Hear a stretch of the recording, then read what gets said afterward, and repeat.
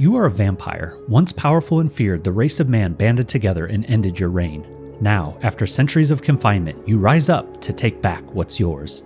This isometric ARPG has a strong focus on survival, with mechanics centered on gathering resources to rebuild your castle and strength, while taking down bosses and avoiding the searing sun.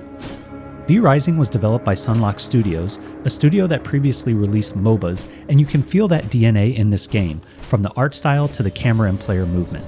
For some background, I've spent little time with survival games but have recently enjoyed Valheim, Subnautica, and Frostpunk. I went into this game thinking it would be like Diablo with survival elements, but that's not how I'd describe it now. So, does this studio's take on the survival genre rise to greatness, or does it simply require you to suck? Let's check it out. The game opens with you waking from your crypt after decades, ready to take on and conquer the world again. There's a limited character creator, and the art style fits the character models and world design well. Right away, there's lots to do as I explored the surrounding area, took down enemies, and began gathering materials for crafting.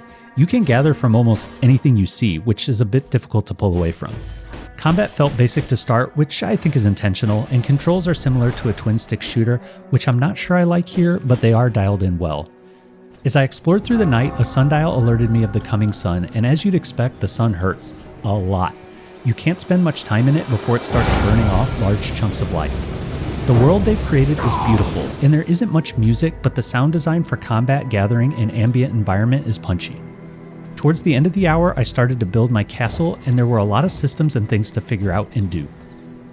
In the second hour, I upgraded my gear to the next tier level, and the game allows you to freely change the color scheme, which is a nice touch. I explored more and found what I think are other player bases, but no one was home. I'm not exactly sure how this works, but it seems like you're in a shared world and you may be able to raid their castles. But like, aren't we on the same side? Vampire Bros? No? I gained the ability to track down targets, which then unlocks crafting recipes and spells. I also gained the wolf form to traverse faster and tried to get used to the combat controls. The difficulty felt right, and it was easy to get outnumbered when I wasn't thinking strategically. I spent a good chunk of the third hour figuring out how to get the resources to build the machines that creates the materials that allows me to craft the gear. I prioritized upgrading my walls so my castle could have a roof so I don't have to deal with this dang sun mechanic while trying to breed rat potions. The targets, which are this game's version of bosses, were fun and challenging with unique mechanics. This target unlocked a tannery to make leather and earned me a frost spell point, which I used to learn Ice Nova to damage and freeze enemies. Since there is no narrative or quests, I could do what I wanted, but the options are limited. I could continue to explore and gather materials, defeat targets for crafting recipes and spell points, and then use all that to craft the next tier of gear. This is the core gameplay loop. The fourth hour flew by, all my walls were up, and I took down another target, which unlocked another spell point and started upgrading my gear to the next tier, but still had loads of mining to do. I discovered that my upgraded spear had a unique attack ability, so I'm interested to learn what other gear-specific abilities are in the game. I also unlocked the ability to build waygates, allowing me to instantly travel back to my castle from gates found around the map. Unfortunately, I ran into some major problems in my fifth hour. I struggled with connection errors to load up my save, and when I finally did, my character was dead, and my base was gone. No idea what happened, and no in-game notification other than I was killed by unknown.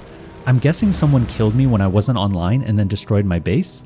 Whatever the reason, I had to start over from scratch, which was disheartening. Aside from this one-off issue, the game generally takes a long time to load, which is a shame because this feels like the type of game you should be able to pop in and out of. With everything lost, I couldn't continue to upgrade my gear as planned, so instead I took down another target several levels higher than me. It was another fun fight, and I wished I had my castle to return to.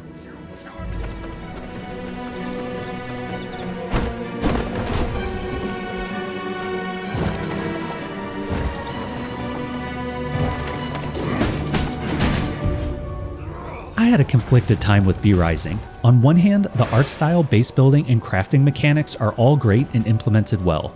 On the other, the exploration, weapons and spells, and survival aspects felt lacking and didn't hook me. Between the time to load, gather, and traverse, the game feels sluggish and doesn't fulfill the vampire power fantasy.